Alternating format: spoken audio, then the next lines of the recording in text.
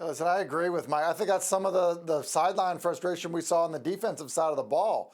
I think what Mike is saying is, look, when you're struggling and everyone's looking around and feeling like, hey, yeah, we understand it's not one guy, but look, it's not right. And look, Mike's point about you would have never gotten Aaron Rodgers if you thought Zach Wilson was the guy is correct. It feels like, whatever the optimism was about, being around Aaron in training camp and maybe being able to hold the fort down a little bit, I think it was obvious probably early on that wasn't going to be the case. And so even if you didn't take Mike's plan originally of calling Colt McCoy or Carson Wentz right away, I do think that it's taken too long to try to figure out what you have in Zach Wilson. Yeah, and last thing I would say, Joe Douglas, your GM, has been known for great drafting, but this is the one miss, and this is the one that's more important than all of the other picks. On the other side, Bills quarterbacking play got a lot better on this Sunday. Josh Allen's 23rd career game with at least 3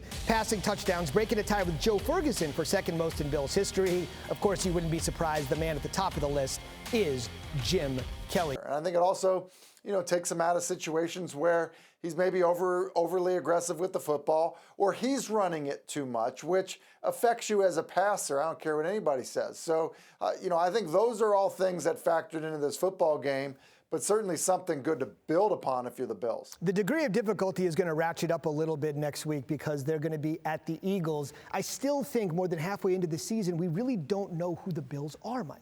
Right, but I think Tim nailed it. It's balance on offense. They had 38 rushing attempts, 32 passing attempts, and Josh Allen ran the ball in consequential high-leverage moments. So, Zubin, what they are is they're balanced on offense when they're at their best with the ability to be explosive. And what we saw from their front on defense was they could get to the pass for 5.5 sacks. They're devastated on the injuries, but the way to make up for that is get home with 4 and then play coverage with 7. And that's what they're going to have to do if they want to beat the Eagles. Will they beat the Eagles with Zach Wilson or not? Wow, that's some powerful commentary. As a guy that has been the boss of many head coaches, you hear something like that, what's the first thing you do? You sit down afterwards and say, hey, we appreciate your efforts and what you're trying to do here, but there's a time and a place. Like, don't make the story about you. And Brandon Staley's a good person, and he was well-intentioned, but he just made the story about him because now coming out of the game, it's clear his emotions are he feels like he's under tremendous pressure. That's not going to help his team perform. And look, in the AFC with 7 teams making the playoffs, it's not likely, but they still have a puncher's chance. And Tim, what do you think about that? That's some pretty powerful commentary there.